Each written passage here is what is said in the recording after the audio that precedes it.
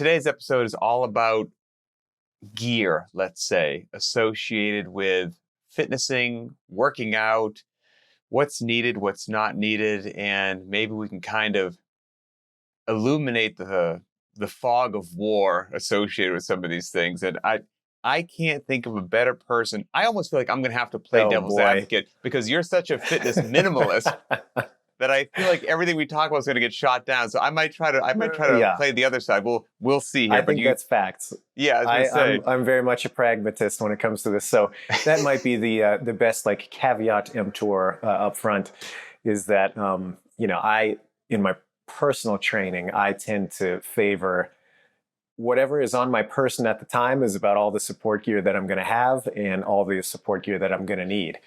That doesn't mean that my opinion has to, influence anybody else to make that same decision. But yeah, I think generally you're going to have a hard sell from old Bosman on a lot of these pieces that we talk about. And to be clear, when we talk, the topic for today is supporting gear. So we're not talking about, hey, what kind of critical equipment do you need, like a barbell and a dumbbell, things like that.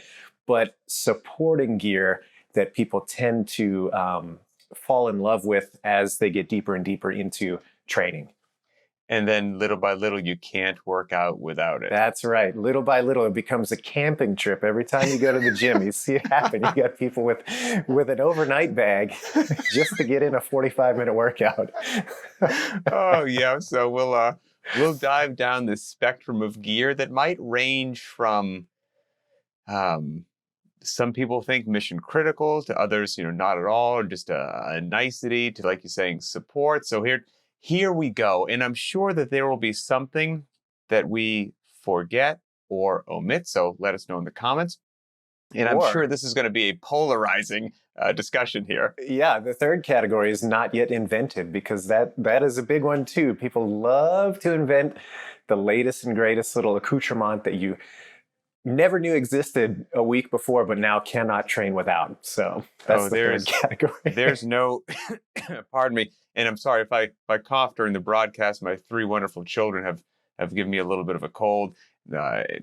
Adrian finished out a class today with 50 cals for time on the air bike, so he might have a bit of a Fran cough going on. So we apologize. So let's start with Olympic lifting shoes. Adrian, the ball's in your court. Okay, this is a nice kind of low pitch across the center of home plate. Olympic lifting shoes, I think, are on the spectrum of things that actually have a place in most people's toolkit. Okay. They're really useful when you're lifting heavy. They create a really nice, strong, stable platform to lift off of. They're a little bit more forgiving if you're still working on some of the flexibility required for, a deep front squat, for example, or a deep overhead squat. So I think that they do have a lot of utility. You could even make the argument that just due to safety, the stability that they offer, it's worthwhile. The other hand of that, in my opinion, is if that's the only way that you can be comfortable lifting, there might be something in your fitness that needs to be addressed that isn't being. And if it's a Band-Aid solution for that, then you might want to look under the hood and make sure you resolve that.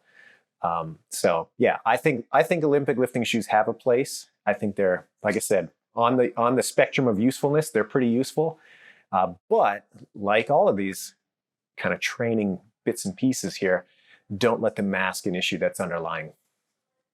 Yes, nobody has ever looked at me and said, there's a flexible human being with a posture that I'd like to replicate. And so I will say, although oddly, I have decent dorsiflexion, so I had my air squat was relatively upright even in flat shoes because of that. However, as the years have crept by, that has decreased a little bit. And, I've been open and honest, got hurt in the military, got plates and screws holding my pelvis together. So my right hip, as time has gone by, that just doesn't get better with time. I keep it good with a range of motion, but it tightens up as the decades pass. And so I have found that I work out the overwhelming majority of the time not in Olympic lifting shoes. But if I happen to, like today, as a matter of fact, I have to do a 7x1 back squat. If when I warm up today, I'm going to see how I feel when I warm up and how my posture is during the warm up. And if it is, I got a bit too much forward inclination in my chest, the ankles and hips aren't kind of feeling that good, I'm going to go ahead and throw on the old dancing boots, get under the barbell, and it's going to help me get more vertical. It's going to lead to a nicer day in the gym and all that sort of stuff. But I don't, even with the injuries that I've had to my body, I don't always have them as my absolute have to go to every time that a certain movement comes up. I kind of just try to pay attention to how I'm feeling that day. And I personally prefer to move without them because I also feel like having some loading on my body and going down in those positions helps keep me limber and stretch me out a little bit. And so there's kind of two sides to that. And I will say not only the hips and shoulders, the hips and ankles, but also I'm just a mess. But my motorcycle wrecks I've got terrible shoulders, terrible overhead position where I have a tough time getting my hands directly over my midline. They might be out in front. So if I'm doing a heavy overhead squat day or a squat snatch day or something like that, well, since my torso tends to be a bit inclined to begin with, the hands are then, if they're over my head, really far out in front. That's not good for keeping a barbell over the middle of my foot. So if I can elevate the heel a bit, it gets my torso a bit more upright, helps bring my arms back a little bit more, and that can be really helpful to me. But I like to think I've got a couple more dents in the fender than the average human being. So some city miles, if you will. Some city miles, if you will. So that being said, I use them judiciously, even with all the things that I have going on. So I would hope that a lot of people aren't just going to them all the time, no matter what, even though they absolutely serve a wonderful purpose for sure, and they have a place. I think that's a really good point to sit on for a second, is this idea of context specific as well. You mentioned a 1 rep max heavy load, not much else going on. That's a really good choice to put on some lifters and give yourself every advantage to hoist some iron. On the other hand, if you have a light bar, let's say you're somebody that can clean 300 pounds and today's workout is calling for power cleans at 95 pounds and there's some other stuff in the mix, it's probably not as necessary that you're strapping up the boots to get that bar up to the shoulder. So I think that's a really important factor too, is what else is going on within this workout and how important is this addition? So that's something to consider. And I'll say too, we discussed scaling in a past episode. And one of the things that I brought up there was this idea where if you get locked into one approach when you're scaling, you kind of miss the point, because the idea is to move you forward and progress you past your current limitation until eventually you get to this point where you can do whatever it was that you were scaling for, or at least get closer to it. So I reference this green band syndrome, where somebody says pull up and immediately you just think green band, that's what I'm doing. But there's not really any thought to progression. I think the same thing can happen with support equipment. Somebody says heavy squat and you just think Olympic lifting shoes, and that's it. It's like a knee jerk. There's no longer any assessment of, do I need them today? Is there something else that is in this workout? What else goes into this choice? It just becomes automatic. And I think at that point, when you're automatic about these things, that's when you have to stop and kind of reassess. And also, I guess it depends on our audience as well. Absolutely. I make the assumption that most people listening to this are just recreational CrossFit athletes. However, there could be somebody listening to this who is on the USA weightlifting team and they Olympic lift for a living, a different category of people. Your sponsor, you're putting food on the table. That half a kilo is a huge, so again, kind of know where you are, what camp you're in, and then the level of fanaticism that you should place on any of these particular pieces of equipment. Well, and I'll say, okay, if we want to play that kind of clarification game, then I'll say explicitly, I am viewing this almost exclusively through the lens of the generalist. Yes, for if sure. We're talking about somebody who is, squatting 1,000, that's a different scenario. Sure, but that's not who we're talking about here. No, at least fair. That's not who I'm talking about. That's how we'll frame the conversation. The old generalist. Okay. Good with Olympic lifting shoes. Yeah. Okay. All right. Do you own a set? I do. Okay. I haven't. I tell you, I can't remember the last time I brought them out. Well, that's because you have the flexibility of Gumby. This is true. I would kill for this flexibility. But yes, I've got a set as well.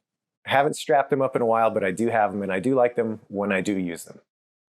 And okay, so let's move on to the next category, the weight belt. The old weight belt. This is a very controversial one. I almost feel like there's a flavor of the month where you'll be perusing the internet, just innocently looking at ways to improve your fitness. And one month it'll be weight belts are the devil. And then the next month it'll be everybody should be wearing a weight belt. Or here's the, top 5 reasons you should have a weight belt. And it seems like it's almost talking about nutrition where there's so much information about it that it's hard to kind of pick where you want to go. So generally speaking, I think the weight belt has a place, again, when you're getting right up to the limit of what you can lift, and it's a 1 rep max, heavy kind of effort. I think that's got some legs. I think that most people start to think about the weight belt in the context of, oh, I'm a little bit tweaked, or, oh, my back is a little bit tired today. I should therefore put a belt on and go for it. And in my opinion, that's a terrible idea, because what you're doing is trying to put a Band-Aid on a situation where your body is actively telling you, hey man, today's not the day. Right. And you should listen to that, especially if you're thinking about training in the long term. So weight belts can be great once in a while. I don't think that you should be in the habit of doing it all the time. Ultimately, what you're trying to do is create that same effect where your musculature becomes the weight belt. You can create that intra-abdominal pressure on command and keep your spine stable. That's the ideal. And that's what a lot of your training should be focused around when you're lifting heavy. The weight belt acts as kind of a complement to that at certain times, but it should not be a replacement for it. And again, if all you're doing is every time you approach the bar, you're strapping yourself up and you never develop the skill to do it without, that to me is a real limitation when you get outside the gym and you don't have access to something like that. Now what? So definitely a time, but not all the time. I think you hit one of the most important nails on the head, and that is, pardon me, nothing worse than coughing during a broadcast, that wearing a weight belt does not magically protect your back. Right. It has no special fairy dust in it or whatnot. If you don't know how to brace your midline, you're not going to strap on the weight belt and be good to go. So please don't confuse those two. Learning how to brace, whether you're wearing a belt or not wearing a belt, should be mission critical in general. So let's get that out of the way.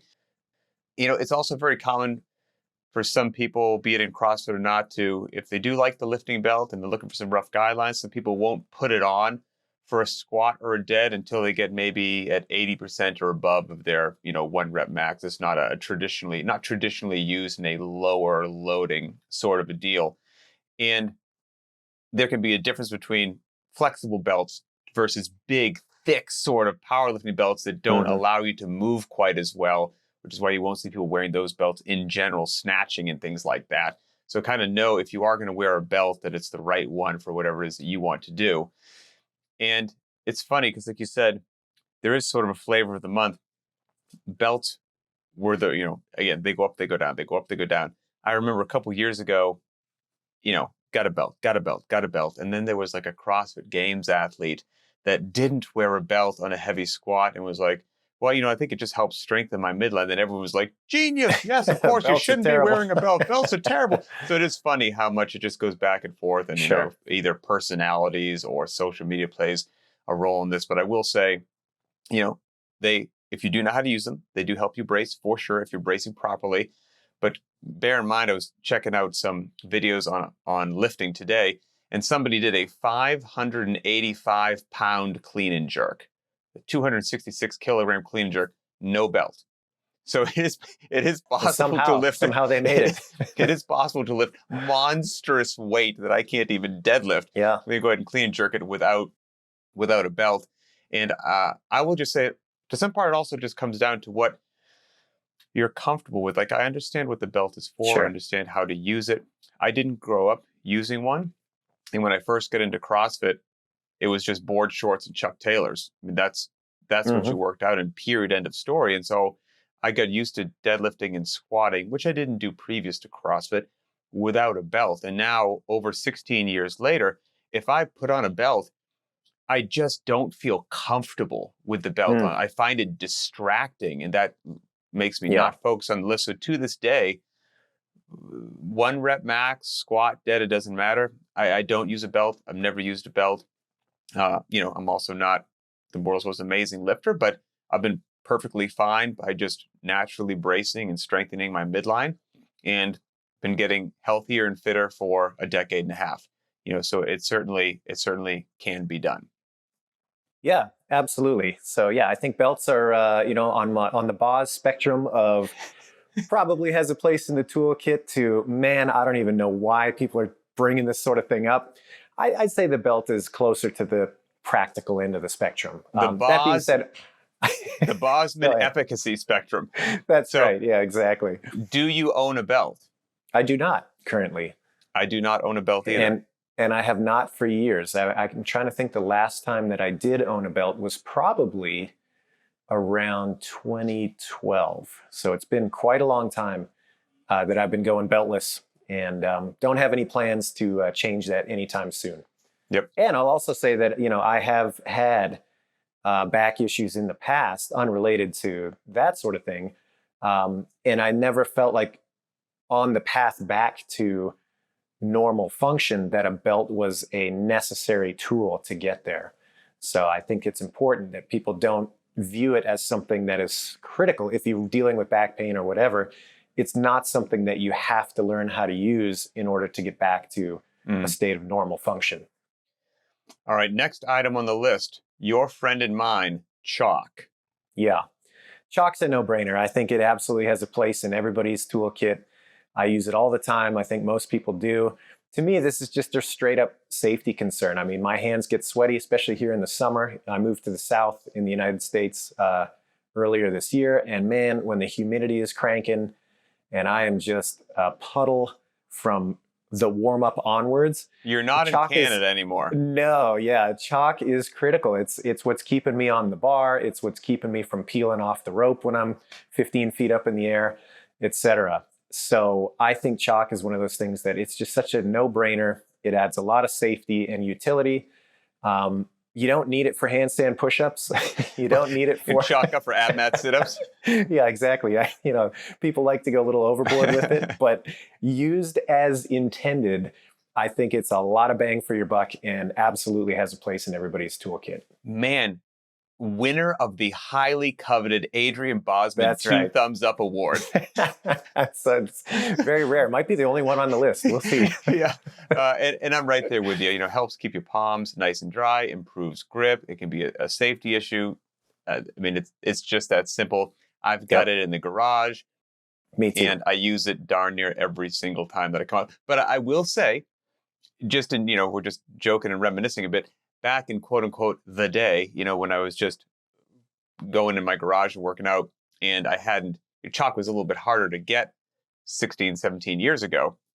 And I would just bring one of these things. I don't know if you've heard of it. It's called a towel. I'd bring a towel out and I would dry my hands and then I would continue working out. But I will say the chalk is infinitely superior. Infinitely superior. Yeah, okay. Absolutely. Next one on the list, wrist wraps. Ooh, the old wrist wrap. And to be clear, we're talking about a wrist wrap that goes around the wrist only. Correct. That people use it doesn't go over your palm. Yeah, got it. Wrist wraps, I think, I give them a pass. I think that they've got some utility, especially when you're learning some of these positions in Olympic lifting, front rack position, overhead position, especially with the overhead squat, if you have to go really wide due to your flexibility in the shoulders and things like that. It can be pretty uncomfortable developing the strength in those positions that the joints need. So yeah, a little support can go a long way there. I think over time you can start to wean yourself off of them. And it kind of mirrors my belief with the rest of the stuff that it shouldn't be something that you have to train with. Mm-hmm. But I think it can be a really nice kind of luxury to help keep you stable, especially during kind of learning the technique of these things. And in some instances, they can be a really big benefit during a max load, like a max overhead squat or even a max bench press, something like that. I agree. They're useful for achy, painful wrists. I would say Mm-hmm. if your wrists feel fantastic, I wouldn't say there's any particular reason that you should seek out a set. I didn't have a set when I first got into CrossFit, and years into CrossFit, I poorly received a clean and just Mm. wrenched my hand back. And there's so many little bones in the wrist. It's such Yep. a creaky joint that I didn't break it, but I had a severe strain to it.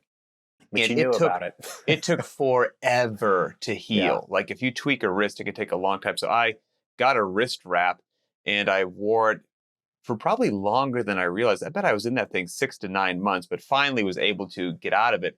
And then, but I caught myself doing something peculiar because it came with a set of two. So I wore both wrist wraps, even Mm-hmm. though, Yeah. even though there was nothing wrong with the other wrist, until one day I was like, it's just my left wrist. Why do I have one on the right wrist? And I took it off the right wrist. And little by little, yes, I was able to take that thing off, and I haven't worn one. That was many years ago, and I haven't worn one since. But depending upon what you have going on with your wrists, I do feel like they may have a place there. They're certainly helpful, but just make sure, kind of like in the situation that I was in, it doesn't become a long-term crutch unnecessarily. That's all that I would say. Yeah. And I'll say one thing about the wrist wraps too. You mentioned that the wrist is it's pretty delicate if you get right down to it. There's a lot of pieces there. It's pretty complex anatomically. And like you said, if you do injure it, it takes a long time to get that thing right. It's just kind of the nature of the beast. And so if you are somebody that is doing a lot of volume of training that requires that Mm, sort of support on the wrist, like you're doing a lot of handstand walk practice or you're doing a lot of overhead lifting multiple days a week, stuff like that, the volume of that is going to impact the smallest part of the chain first. And that often can be the wrist. So that's something to consider too, is the training volume of what you're doing. And if you're really going through a jag where there's a lot there and those little wrist bones are getting beat up a little bit, that can be a real savior. So I do have a couple of those wrist wraps. I haven't used them. It's probably been a year or two since I busted them out, but there was a time there where a lot of people were getting into the manufacturing of them. And I had a few people that were nice enough to send me some ones with my name on them and things like that. So I do have a couple of those still kicking around. oh yeah, it's I think we've all. I've got them in the garage as well, but they're covered in dust at the moment, and hopefully they Yep. will remain that way because that will mean I haven't done anything to my wrists. Okay, moving from the wrist wraps, next on the list, gymnastics grips. Ooh, this is a fun one because I'm going to ruffle some feathers here. I think I'm pretty staunchly against them outside of people that are making a run at being a professional CrossFit athlete. Honestly, the rest of us should just learn how to hold on to the pull-up bar in a way that is reasonable so that we don't rip. I think that's the best solution. I've been doing CrossFit for longer than you. Right, right. Not you, Pat, but you, listener. And I'll tell you, the amount of times that I will use hand protection in a workout is effectively zero. And it's because I know how to hang on to a pull-up bar. I know that I don't need to do these monster sets that are going to tear me up, and I can adjust accordingly. And my hands are fine and continue to be. So yeah, every once in a while, we're talking, I would say a couple of years maybe, I might have a torn callus in a way that's a little bit unfortunate, but it never stops me from training at all.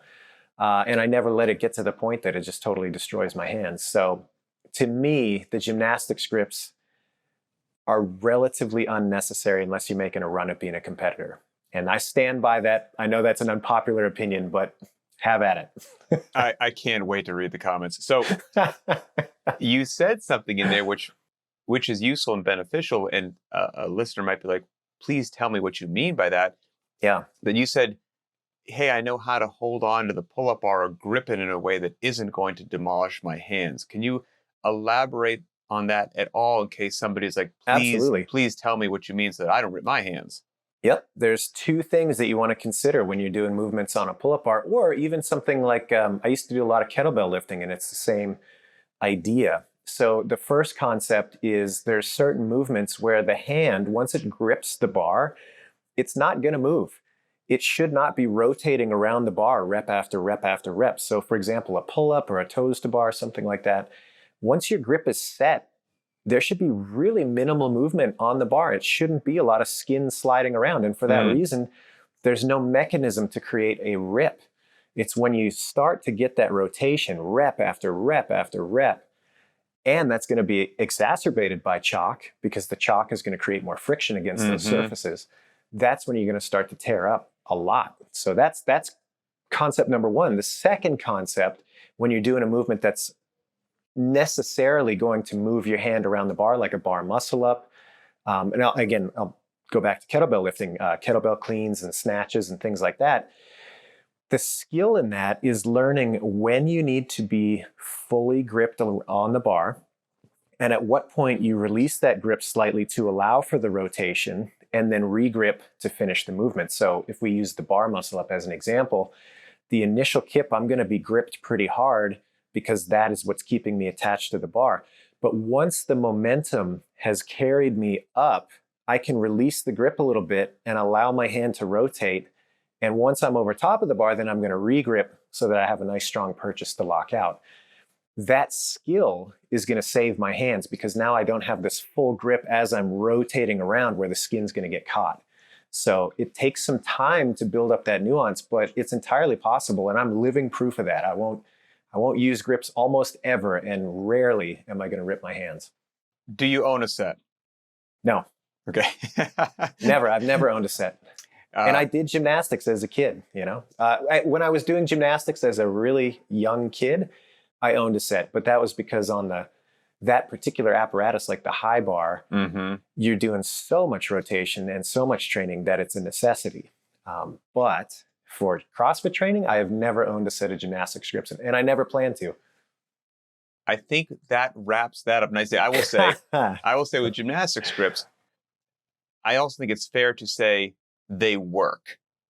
Sure. So that are they a product that actually does what they say they will do? I think the overwhelming majority, the answer is yes on that. Yep. Then the question becomes, do most of us recreational athletes need them?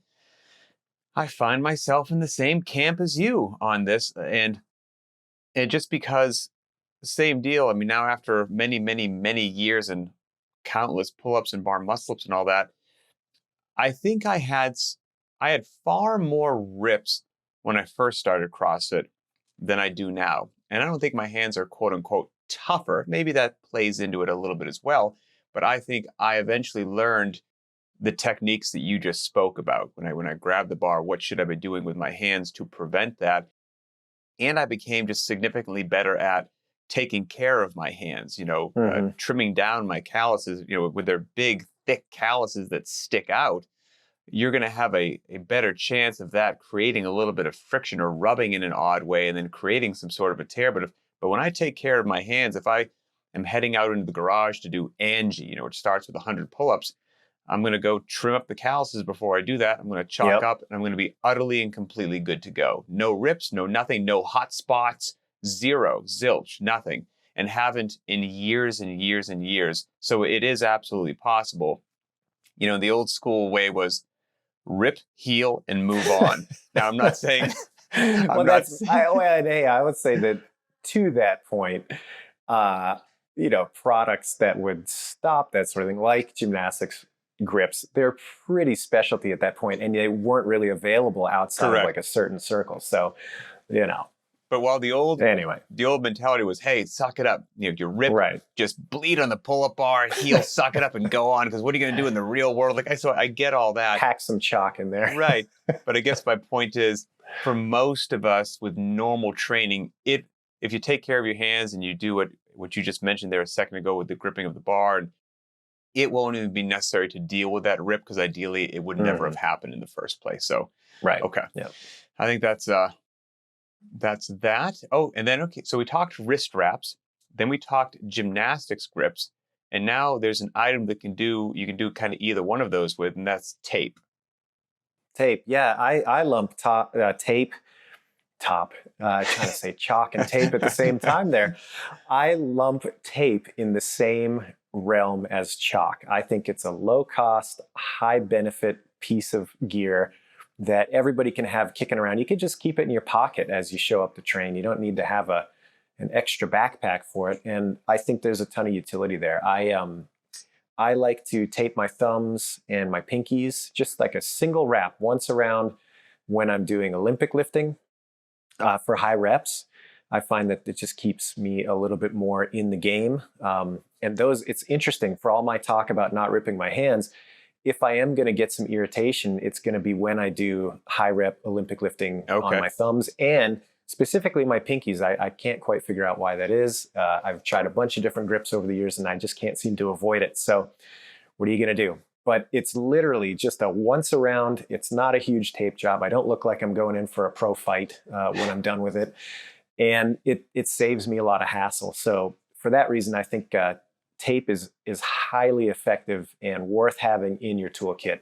I'll also say that it serves as a really great substitute for a wrist wrap. If you are, like I said, your wrists are getting beat up due to a high volume stretch of training, or they're feeling a little bit funky, just a single semi-tight wrap around the wrist can really keep you in the game. And so it's worth considering. So you can do a lot with a little with the tape. So I like tape. Yeah, 100%. And you kind of touched on, but you could use tape to exactly mimic a wrist wrap, or you can get creative and make something for your palm that looks like gymnastics grips, but you're doing it out of tape. And I would just say, if you think you're going to be taping your wrists long term because you tweaked something, or you're making these gymnastics grips out of the tape on a regular basis, that's probably going to be more, you're going to go through a ton of tapes. Probably is more cost effective to buy a darn set of wrist straps or buy a set of gymnastics grips if that's the route that you're going. But if you just don't know that the wrist felt a little cranky this day, like you're saying, you just got a roll of tape laying around, you're good to go. Yep. Good to go. Now the caveat to tape, here's where it gets, let's again get to the feather ruffling. The utility of tape is what I just described. A single wrap here or there around the thumbs, maybe around the wrists, maybe around the palms. That's about as much benefit as I'm going to give the old tape. If we're talking this like tiger stripe, tape up and down the spine, now I got an exoskeleton happening. Right. that's a different world. That's a completely different thing. And in my opinion, that is totally unnecessary for the average person. And I'd probably go so far as to say that even for most people in the competitive realm, it's way overhyped for what it is. So that's my opinion on that. I expect some internet wrath for that one. Somebody's going to point out how wrong I am on that one, and that's fine. But I stand by it. I don't think that the tape exoskeleton has much utility anywhere. Hey, I'm actually with you on that one for sure.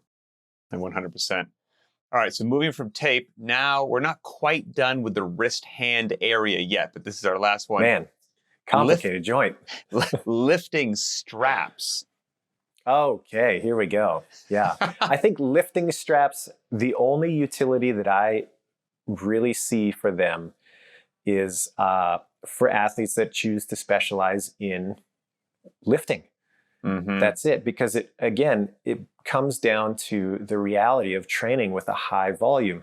Correct. If you know that you're going to be doing a ton of pulling exercises again and again, and to be clear, these are the type of straps that you wrap around the bar and they wrap around your wrist. Yes. And they effectively take the weight out of your hands so that you don't have to rely on your grip strength to lift the load. Correct.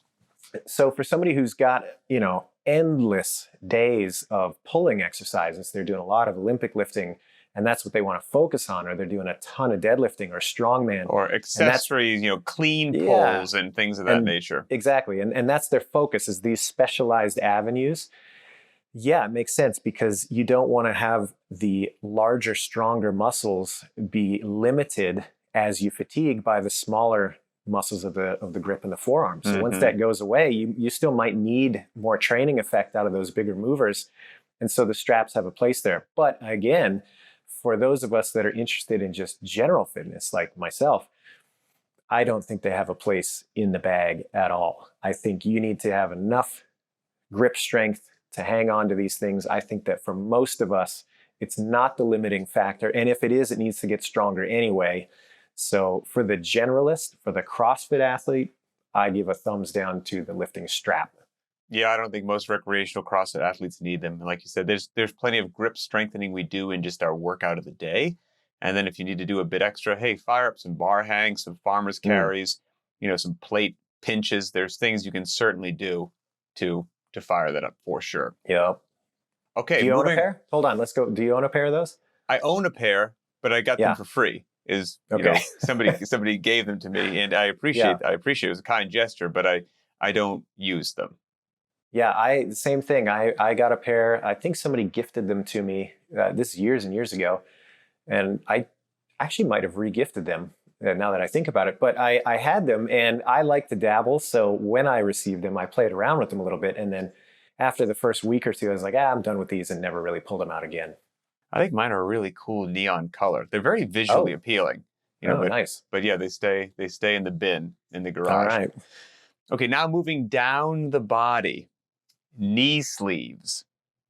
The old knee sleeve. Well, I feel like being the slightly younger one of the duo here, that maybe maybe you should go first on this one. But I could do that if you want. Okay, yeah. Why don't you take this one first, and then I'll bring up the rear on it. So I find knee sleeves to be minimal with regards to support. If we're talking about actual Sure. support of the joint, I feel that is a minimal benefit to knee sleeves. There's some compression offered, of course, depending upon how snug they are. They feel nice. They provide some warmth to the covered area, and warm knees are generally better feeling knees as far as I'm concerned. Depending upon who you're listening to, they'll say that that some studies have been done. They help increase blood flow to the covered area. I cannot confirm this. In that warmer area, improved blood flow helps keep the knee joint moving well. That makes you feel better during the workout. I don't know if that's true or some sort of a placebo effect, but certainly you're going to see that out there. I will say, while these are a beloved piece of gear from, I would say, a very large number of the CrossFitting population, even in the recreational realm, I do not use them.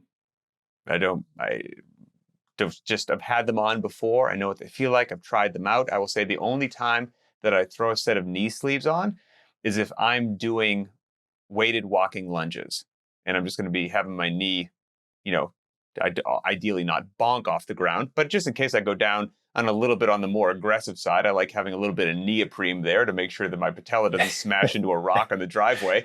And I so was going to make a joke about that's the time that you quadruple them up, right? Your walking lunges, exactly. you just put 4 in there, so your range doesn't have to be quite Exactly. as deep. Yeah, I'll just if I'm doing other things in the workout, even if it involves squatting.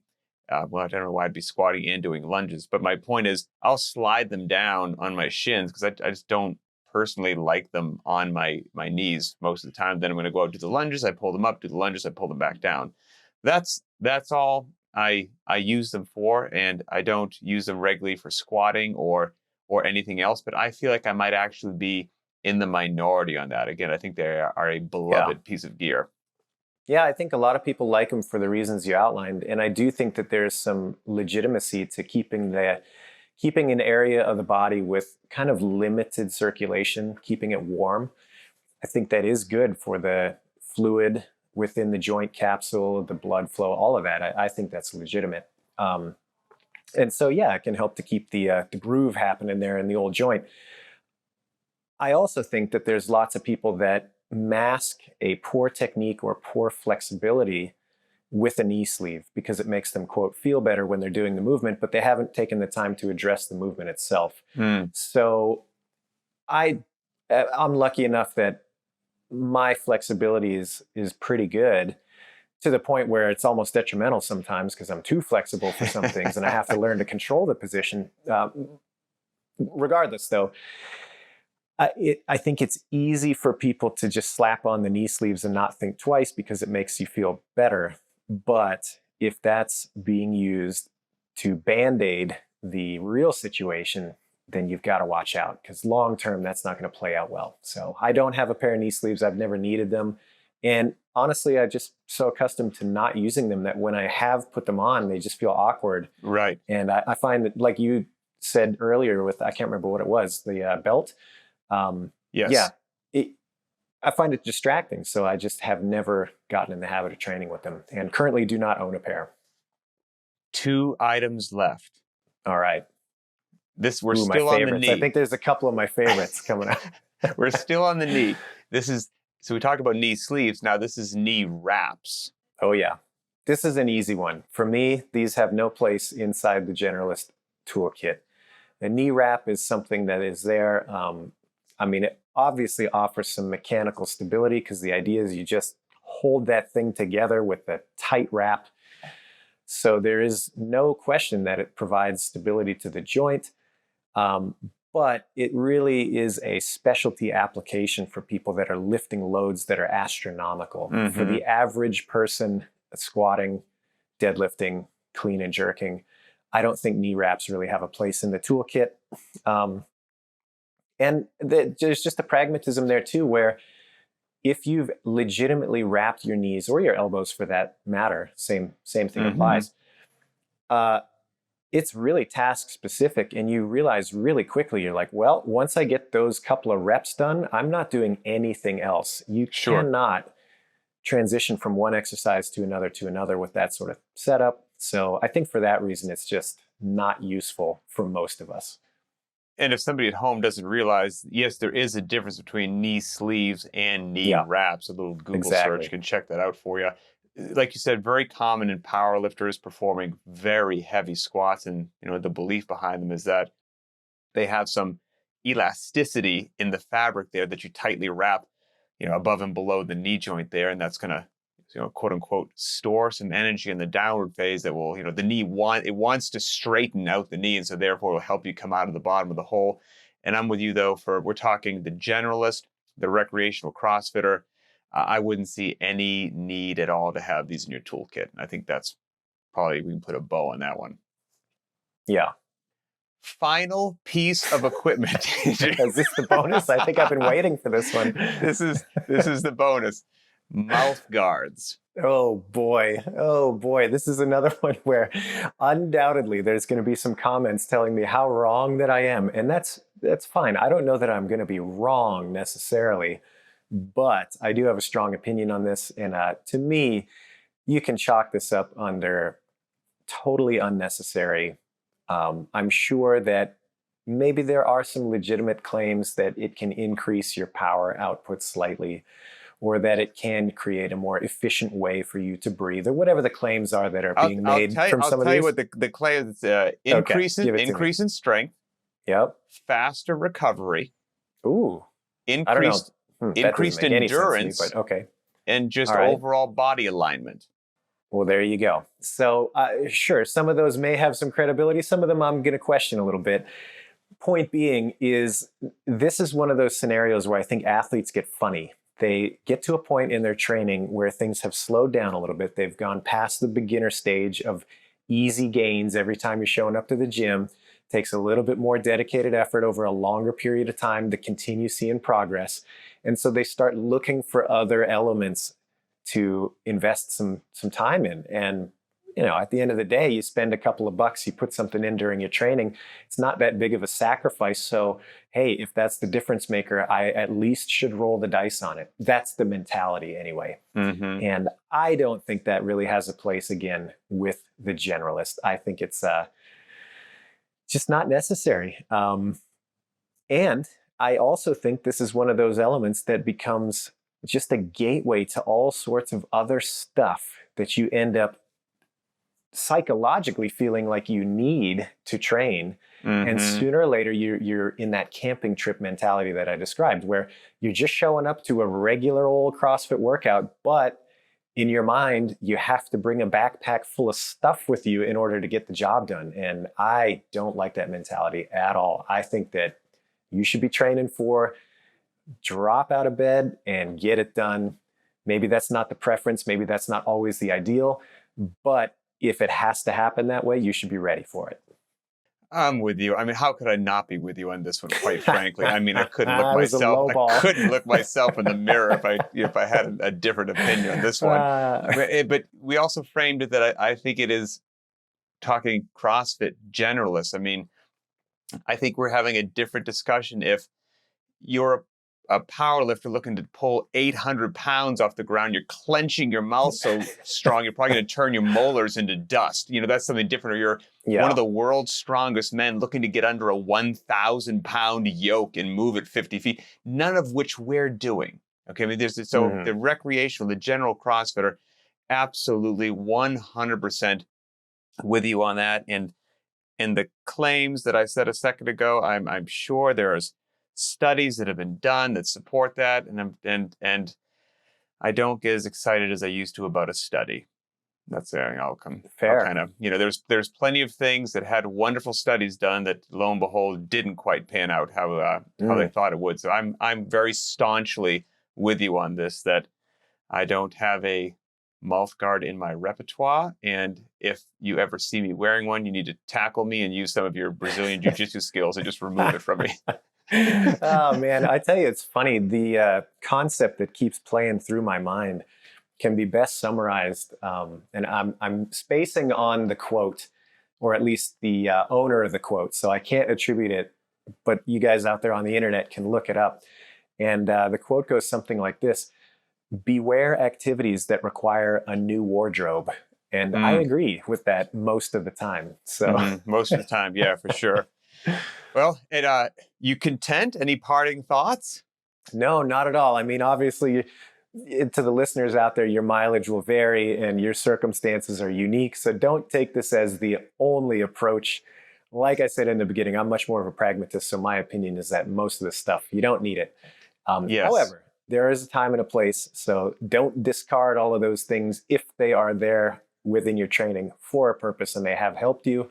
But just take stock of why you're doing what you're doing when you get into the gym. Well, I think in summary, the word need, the actual real definition of the word need, is helpful here. And I would say in any of these things that we mentioned, if you need it, well, then use it. But if you don't need it, try not to unnecessarily use it. Like, it's just, I mean, it's literally that simple.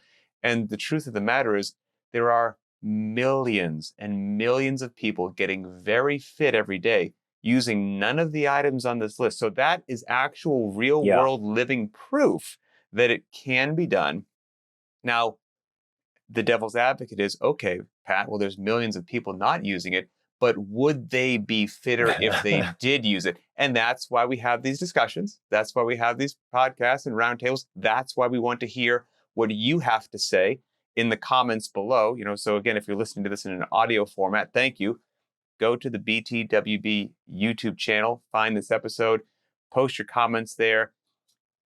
Adrian and I, we've done a lot of things, interacted with a lot of people, have to do a lot of research for our various occupations over the years, but that is in no way, shape, or form saying that we know everything. We're just giving you our best information based upon everything that has crossed our paths over the years. We try to shoot you straight. That's the goal of these things. So let us know what you think, and whether you choose to use one of these pieces of gear or not, just make an informed decision.